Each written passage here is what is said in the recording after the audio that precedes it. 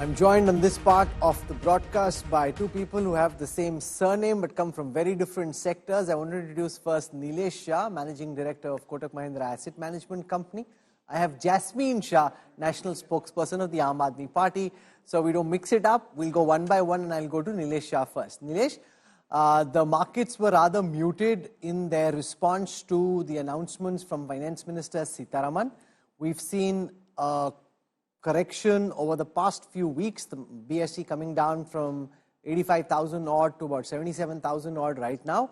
On the basis of what you've heard in this budget and from everything else that you're seeing in the financial ecosystem, what's your outlook on a 6-month basis in terms of how much time it may take for the markets to reverse these corrections and come back to their highs and then beyond? So right now, markets are driven by a lot of selling from FPI. And while they are not selling like they were selling during COVID time without price limit, but their selling is visible. Even today, they were a net seller. Now, when the side of the seller is known, obviously buyer will be cautious. Second, our valuations were reasonably high over our emerging market peer group. On a 5-year basis, Indian markets have delivered similar return like US. So there is a fair amount of profit on the table. As long as FPIs are sellers, I don't think so market is going to give them easy exit and there will be correction. But this budget has laid the foundation for growth to recover. And if monetary policy supports, then we'll have both fiscal and monetary support to the growth. Our GDP growth as well as corporate earnings could be better than the peer group, and eventually FPI investors will also return. But are you seeing any signs on the horizon of foreign portfolio investors coming back soon? Because the last couple of months have seen the rate of increase of SIPs actually come down. So basically, so far we were seeing a trend where domestic investors month after month had got used to the advice given by the likes of Nilesh Shah that, save, invest, prosper, this is the best way to go. And they were seeing, significant financial returns and therefore were happy with it. Now with the markets correcting, and with foreign portfolio investors showing net outflows, they would be concerned about whether that holds in the future. So that may deter people from coming in, and therefore this consistent supply of domestic funds that we've seen from small investors, retail investors coming into the Indian markets with mutual funds propping up and giving support to the markets, that theory may not just hold in the way that it's held for the last couple of years.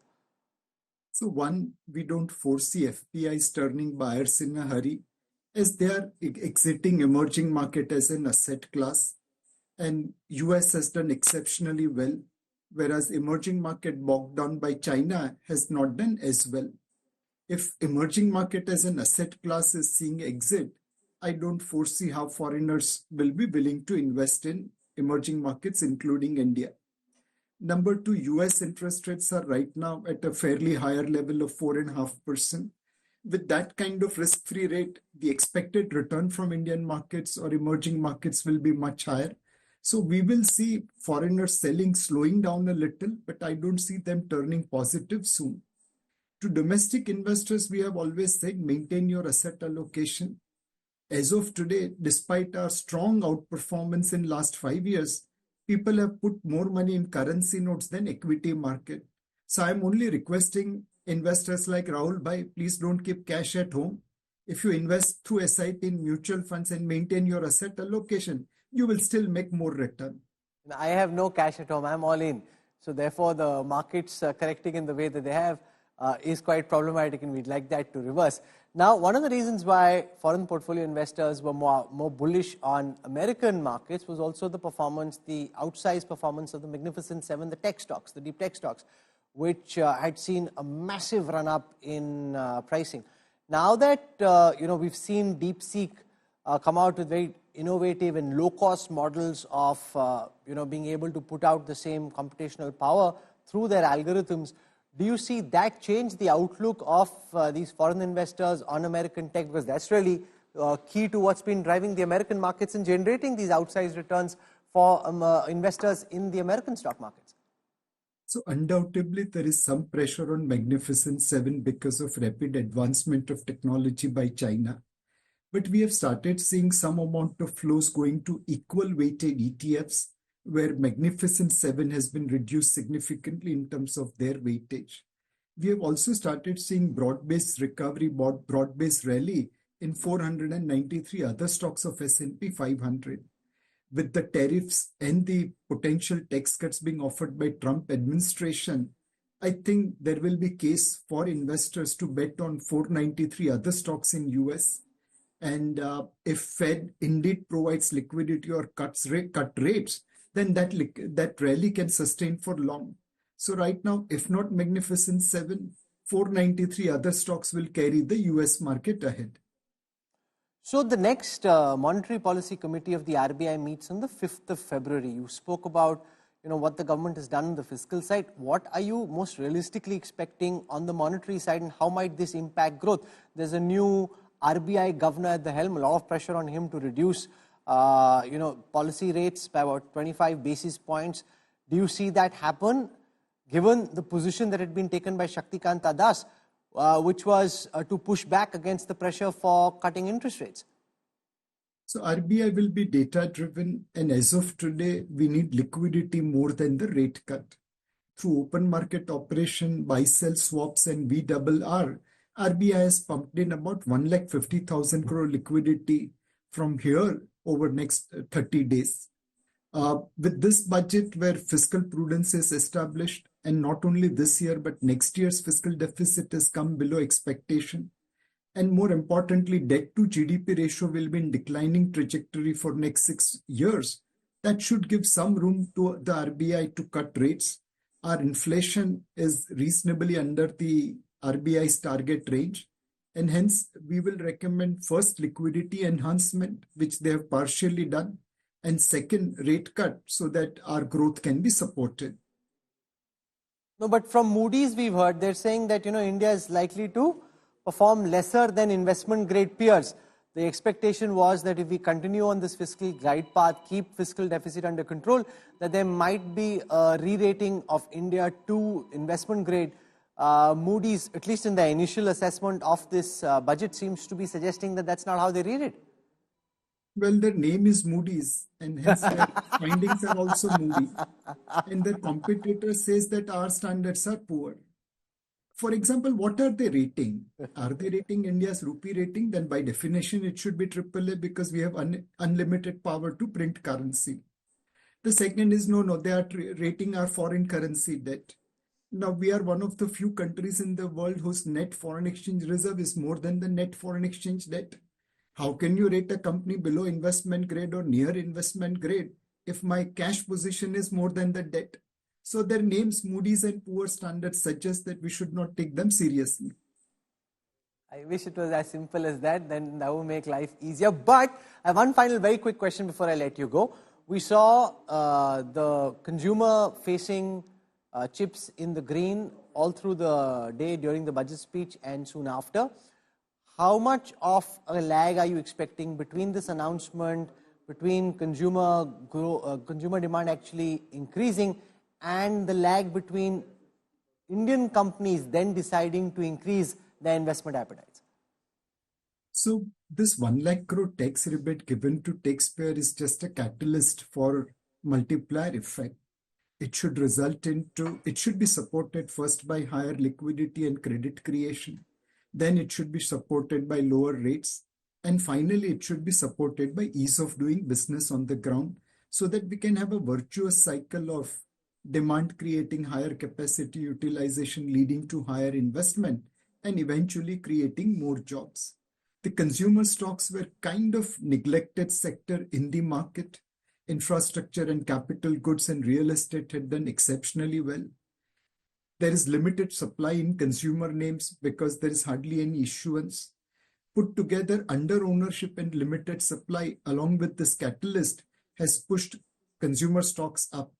For them to sustain at the current valuation, it requires not only the current 1 lakh crore tax rebate, but also the multiplier effect of that flowing through.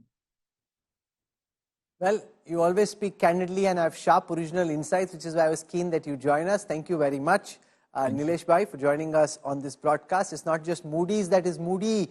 Jasmeen, Shah. Even the voters of Delhi are very moody. And the key expectation the finance minister and the BJP have is that now that they've given this change in tax structures, left more money with the middle class taxpayer, that this will yield bumper dividend, have the highest return on investment on the 5th of February. How alarmed are you? Rahul, first let me tell you that I'm happy that because Mr. Arvind Kejriwal put so much of pressure that the middle class of India is expecting so much from the BJP government, and the first demand amongst the 7 demands that he made almost 2 weeks back was to raise the income tax exemption limit. That finally today BJP has woken So this up is after impact so many years Kejriwal. and has said, no, absolutely. You remember when Mr. Kejriwal came and made those 7 demands, for 2 days, all the national media was discussing it कि middle class की कौन पहली बार कोई बात कर रहा है. So we are very happy that एक चीज उन्होंने सुन ली.